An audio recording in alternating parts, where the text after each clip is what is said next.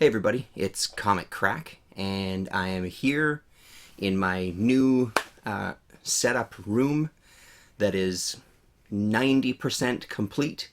I'm trying filming a video here for a variety of reasons.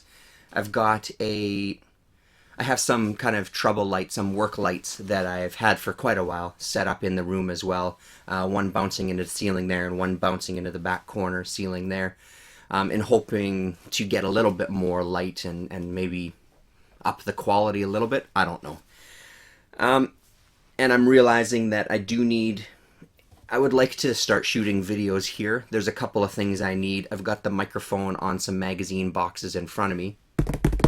And the camera is kind of on some Rubbermaids further back in the room and zoomed in, and it's not an ideal situation for videos. I would maybe need, I don't know, possibly a couple of TV dinner type trays, the ones that fold up and stand, that I can then stash behind this bookshelf over here and use for shooting videos. I've got a lawn chair here to sit on, which is great. Yeah, I would love to kind of make this the all-inclusive comic room videos and reading and all sorts of things. I'll show you a tour of the room at the end, because yesterday afternoon I completed the comic book room and completed the organization. I made a trip to Galaxy Comics. The way I figured it, I needed 10 more short boxes, and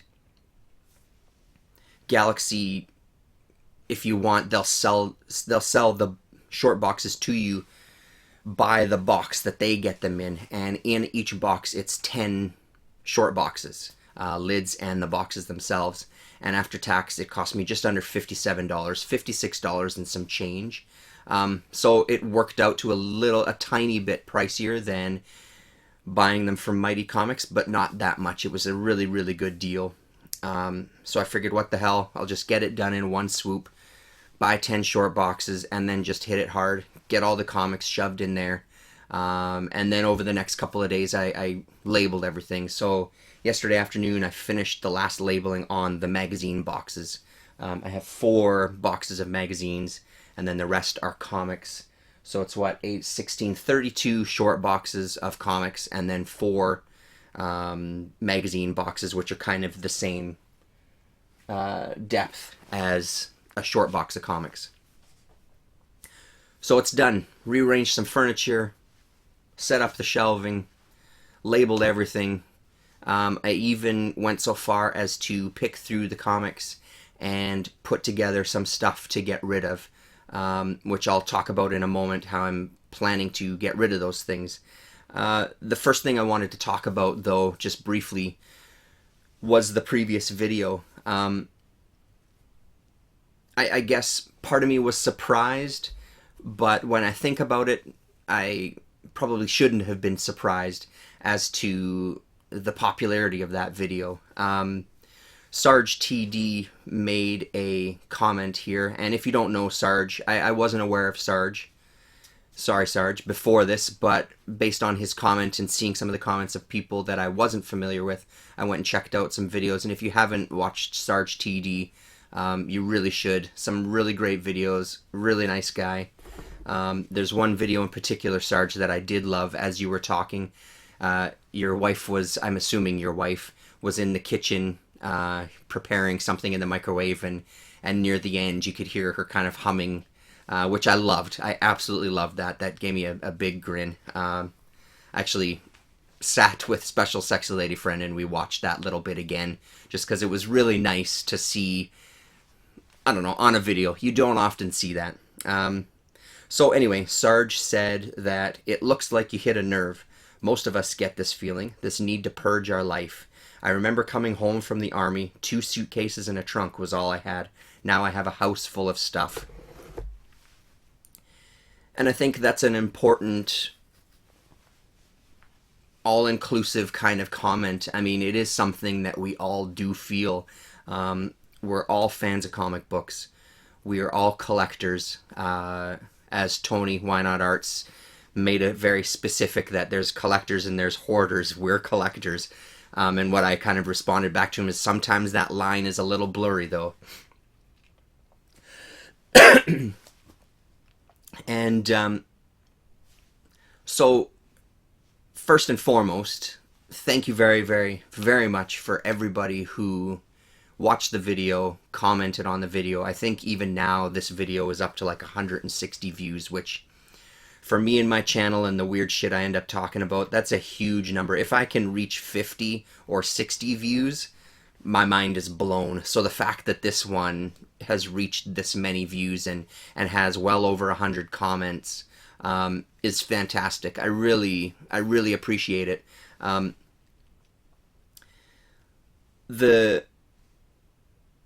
Just hearing other people's stories, hearing people like Jared Osborne, for example, saying, just relax, take a deep breath, just sleep on it, which is comical. It just made me laugh that it's like, yes, I'm breathing, yes, okay, everything is fine, that sort of stuff is great. And that's kind of part of what I do love about just doing these videos. I love doing videos because there's nothing more that I love than sitting in a room talking to myself. But I like the dialogue afterwards on the messages. I like the dialogue that I've had on Twitter now that I've joined Twitter. If you haven't heard about it, I don't think Spiro's made a video about it. Spiro.geek has a message board that he's running now, Castle Redskull, and I'll make sure I leave the description in the crotch box, and you can check that out. I highly recommend it. It's not something that I've done in many years, be a part of a message board and check in on message boards, but it's just another forum for us to kind of have conversations about comics, about games like role-playing games and other sorts of games like that. There's a section there if people ever decide they want to trade. We can set up like a little trade forum. And then, of course, there's all sorts of talk about everything else too, movies and that sort of thing. It's worth checking out. I've seen some YouTubers there. Yeah, so if you want to kind of have another option of a place to chat, definitely come and check it out and sign up. Back to what I was saying, just that it helped making the video. A lot of the times, I know some of us have talked about reading the comics and reading the stories, just having this format to sit and talk to other people or even just say the words out loud.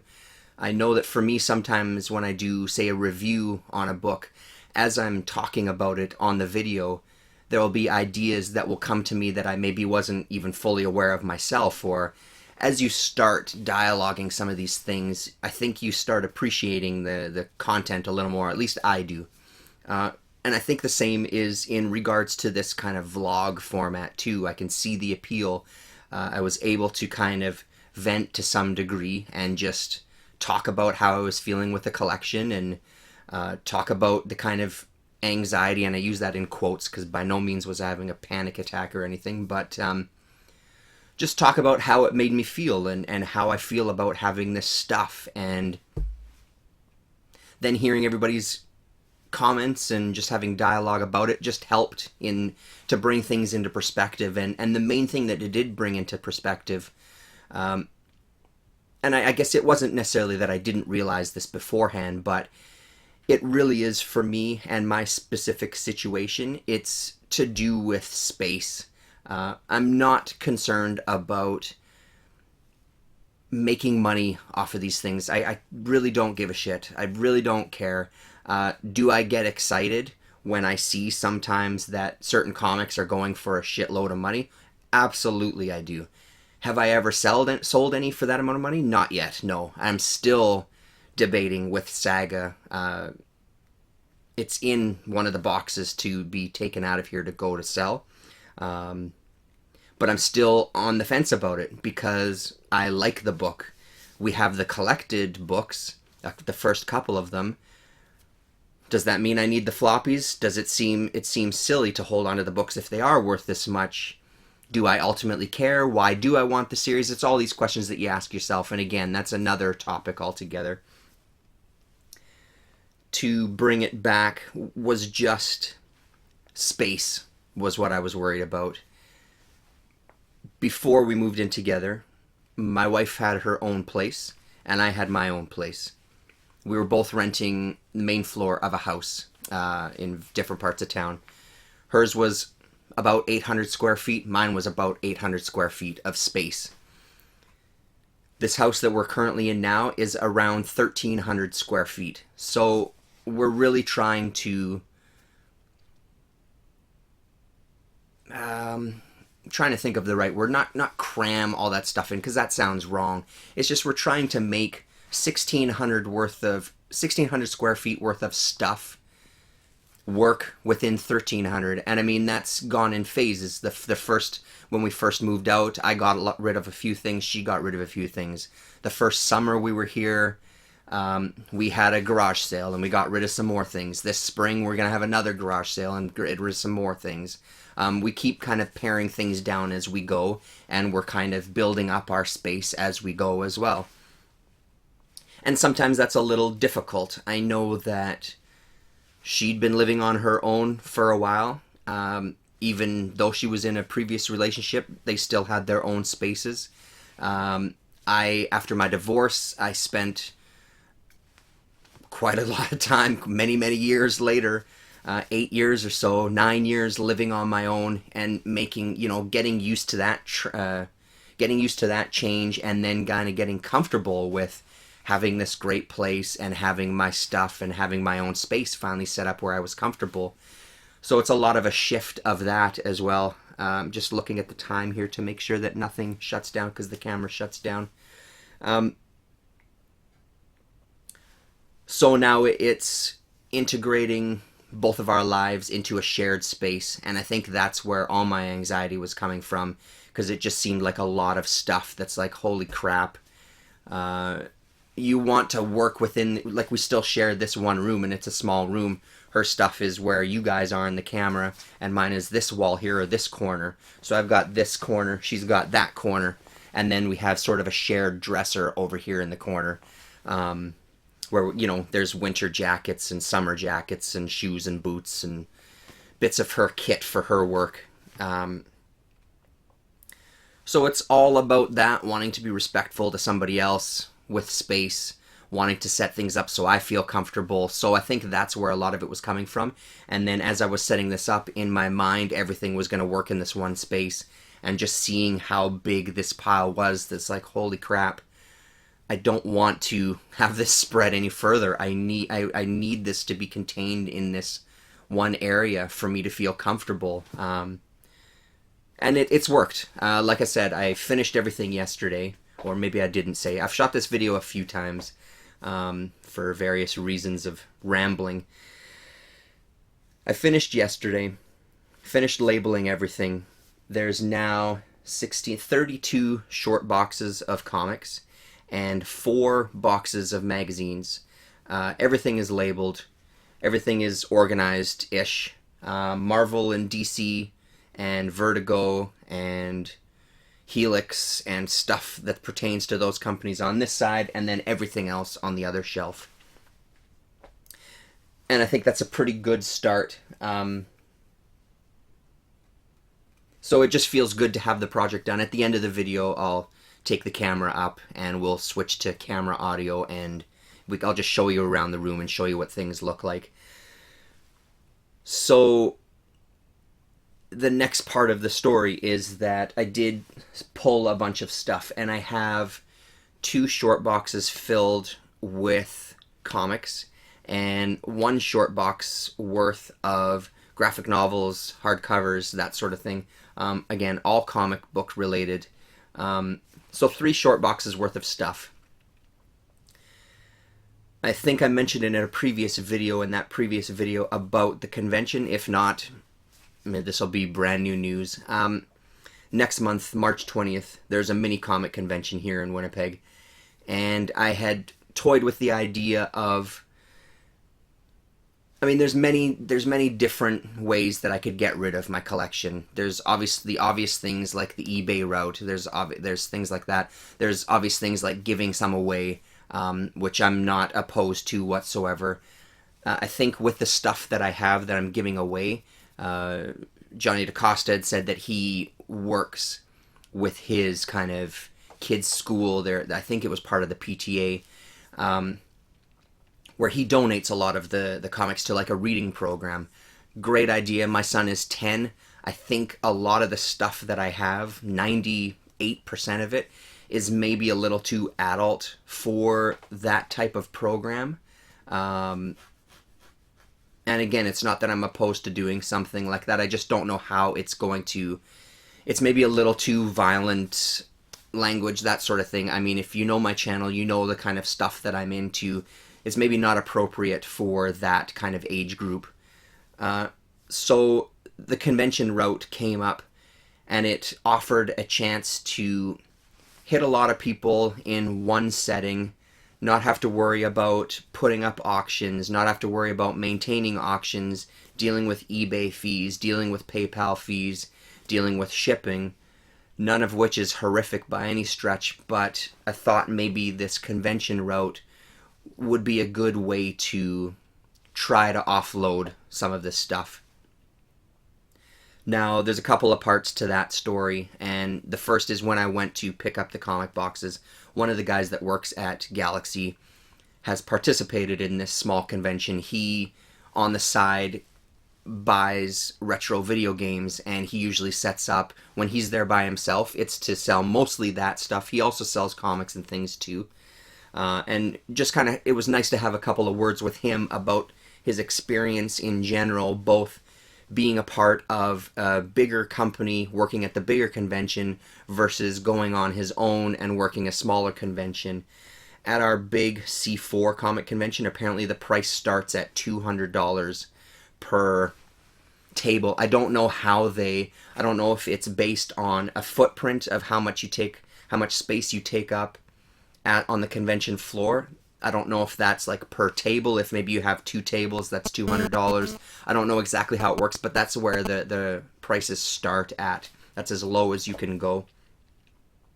I don't feel like I have enough to even for that to be even anything worth looking into, so that's off the table. This mini convention, though, he said that it costs $50, and for that $50, they supply you with the table, they supply you with 2 chairs, they have a spot that's actually fairly close to where I live, within like a 2 to 5 minute drive to where it is, and $50 is completely reasonable. But I even had a moment of like, do I want to invest $50? I don't know if I'm going to make $50. Talked to a few friends of mine, one of them bit. He's now going through his collection this week. I just heard from him today, actually. Today being Friday. In this YouTube little window that you're looking in. And he is willing to participate. He wants to kind of come and hang out and try to sell some stuff too. I think he said he'll probably have 2 short boxes worth of stuff. So for $25 a piece, I think that's something that I can deal with investing. The one thing that, talking to the guy at Galaxy, he said, don't make the mistake of thinking that you're going to come there and offload everything.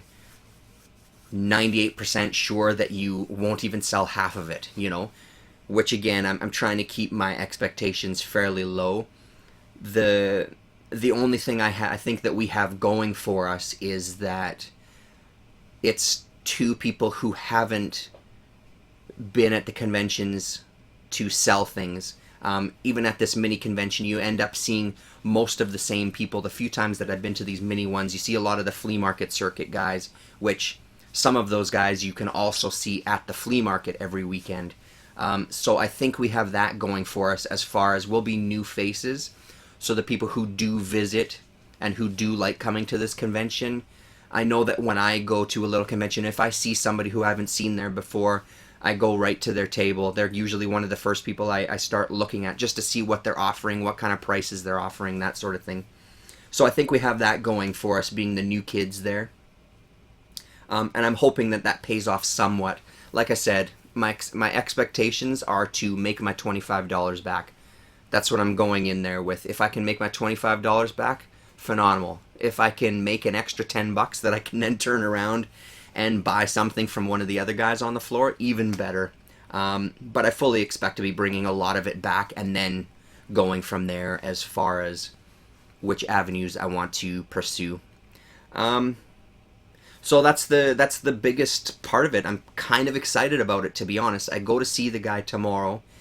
He's one of the guys that owns a booth at the flea market that's right by my house. So I said I'd stop by to see him and give him the $50 tomorrow. So now comes the task of, I've started making notes in a little book, and I've found I can order the newest price guide through Chapters for like $22, which is a pretty damn good price, because I think it said on the website it was $49 list price, so I imagine that's more what you're going to be paying when you go, if you go to the store. But for some reason, Chapters Indigo, for us here, I'm assuming it's the same everywhere else too, the deals are really, really good when you order online, which is kind of sad a little bit, because then there's no incentive to actually go to the bookstore, which I really like to do. So I've made a list, and I'll start looking at eBay. I've kind of listed the books, and then I have a column where I can put kind of a range of what they were going for on eBay, both current auctions and previously sold auctions within the past. I figure I'll kind of do the past 6 months or 3 months, see what things have been going for, make a range there. Another column for the price guide prices and the range of those, and then I'll just try to find some sort of balance within there. And then probably knock it down a couple of dollars, or in my mind, knock it down a couple of dollars and have a little bit of wiggle room to work with, as far as I know that at a flea market type setting or at this convention, because I've done the same thing, you want to try to get even more of a deal, so you always end up offering a little less. So I'll try to figure out what my comfort range is and try to price accordingly. That said, though, everything will be priced to get the fuck out of town. You know what I mean? Like, I don't want to put something at a price because it's like, oh, I can't deal with it without this, and I need to do this, and I paid this much for it, and I want to get this. I really want to just price this stuff so that it's really appealing for people to, oh, that's great, here you go, $20, see you later. You know what I mean? So I guess that'll be the next kind of vlog videos. I'll kind of walk you through that and tell you how it went from my experience. I don't know if anybody else has participated in a convention or not, a big one or a small one. I'd love to hear your thoughts about it. Is it something that you're interested in? Is it something that you have done? Was it a disaster? Did you do much better than you thought you would? Do you have any tips as far as just how to, maybe in as much as how to price things, but just, do you have any tips in general if you've done a flea market? Was there anything that you learned after doing it that if you would have known at the beginning you would have done differently? So with that said, thank you very much for watching, and again, thank you very much for commenting and watching the last video. It was great. I appreciate every single one of you, and thanks very much. Let's turn around and do the big reveal of the newly organized room. Alright, ladies and gentlemen, here we go. Boys and girls, gather around as I back up and try not to fall onto anything. There we have it. So 2 racks, the one on this side, DC, Marvel, everything else, everything nicely labeled. We've got some magazine boxes there, and another big change is this shelf here. So this whole unit was over here. Here's the lights I was dealing with. And this was back over there. I thought switching it around would be better for a bunch of reasons. We could get some room on the doorway with the spinner rack actually put the bulletin board up on the wall, and this just fits really nicely against that wall. Pull it enough away. There's power right here for our printer. Got my Bluetooth speaker. It's perfect for my microphone that can then plug into the wall. Even brought myself a clock down here that now when I'm up until 2:30 in the morning dealing with comic stuff, I can tell myself to just go to bed. So I love it. Here's the rest of the room. So you were living over there with the camera, and just kind of zoomed in on that where I was sitting. So now it's just to kind of get this side contained, but that's special sexy lady friend stuff that I just don't want to fuck with. So when she's ready, I'll give her a hand and we'll organize this side of the room and actually have some floor space, which will be great. But I gotta say, I don't know, I love it. I'm really happy with the way that it all turned out. Here's my excellent camera work here. Everything is accessible. The stuff down at the bottom, I'm not as worried about accessing because that's all my brother's stuff, and those aren't boxes that I'm in and out of all the time. So having them blocked off for now is no problem. I didn't want to stack all 4 magazine boxes up along here just for weight. I kind of like them like this a little more. Yeah. So then here is just top shelf with some of her books, but it's mostly my books on these shelves here. She kind of has that big one over there in the corner. So this is just more graphic novels, and there's some manga down in there, and other myriad of stuff. Love it. Thanks very much for coming on this journey with me, and we'll talk to you.